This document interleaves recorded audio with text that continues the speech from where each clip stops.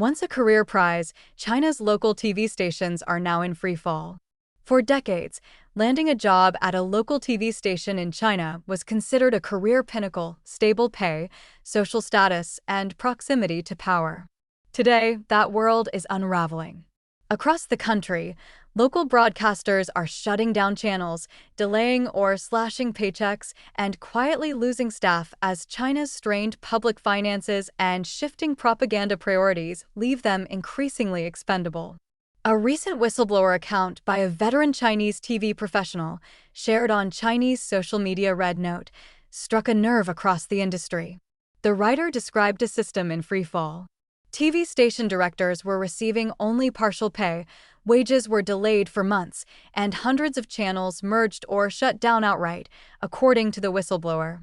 Many employees who remain have turned to side jobs, live stream e-commerce, freelance production work, or commercial appearances, just to survive. Hardly anyone is living on their salary alone anymore, one commenter wrote. The station job has become nothing more than a calling card. Content no one watches. According to the whistleblower, the decline is not just financial, it is editorial.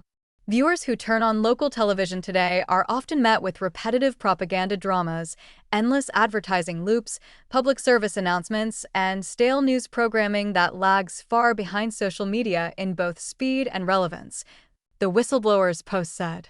Production quality has eroded, innovation is rare, and content is increasingly detached from everyday life. As state-affiliated institutions, local TV stations must follow the Chinese regime's directives on messaging. That means long approval cycles and rigid controls, conditions ill-suited to a media environment shaped by short videos, viral trends, and real-time updates. By contrast, independent creators on social media platforms can publish instantly. From media powerhouse to financial liability. Audience erosion has accelerated as viewers migrate online, and advertising revenue has followed.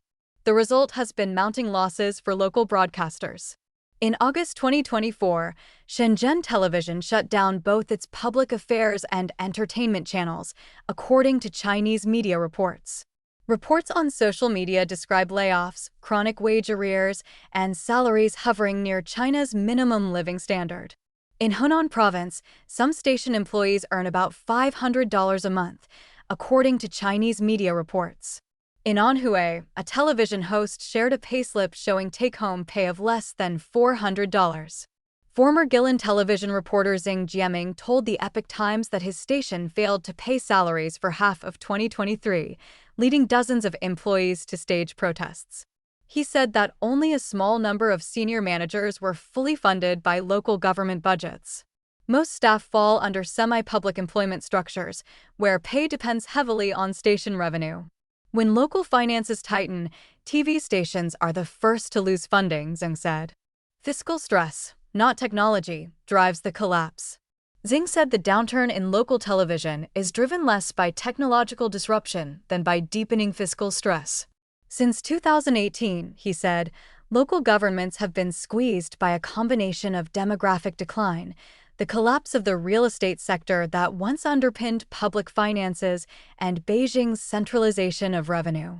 As budgets shrink, even essential services such as education and healthcare are being cut. In that environment, propaganda institutions long sustained by public funds are increasingly treated as non-essential. The death of local TV stations is fiscal, not technological, Xing said. Once the money is gone, the system collapses. Why television fell before print. In many market economies, television outlasted newspapers. China's media system, Xing said, operates under a different logic. Local TV stations are not market-driven enterprises, he said. Instead, they function as administrative units and political tools, dependent on the regime's funding and official advertising rather than audience demand. Xing said these propaganda machines are also expensive to run. Large staffing, layered bureaucracies, studios, transmission systems, and broadcast infrastructure create high fixed costs.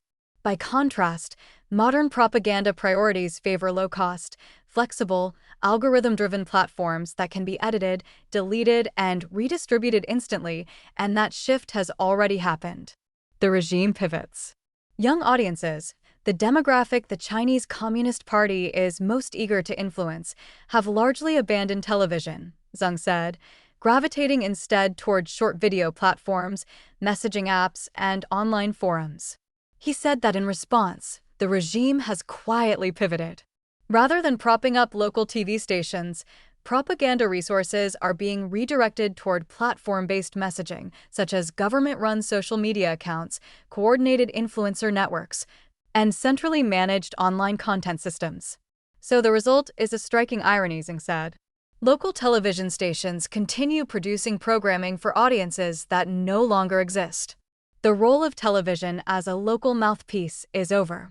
It has been made obsolete by technology and abandoned politically. Echoes of a Soviet past.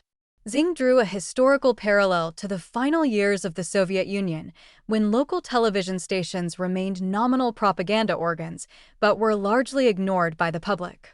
Salaries went unpaid, staff took private work on the side, and young professionals fled. The rapid decline of television is a sign that the CCP is approaching collapse, he said. In Zhang's view, the rapid decline of state television reflects deeper stresses within China's governance model. Whether those stresses will translate into broader political change remains uncertain, he said, but for China's once dominant local television stations, the collapse is already visible. Li Yuanming contributed to this report.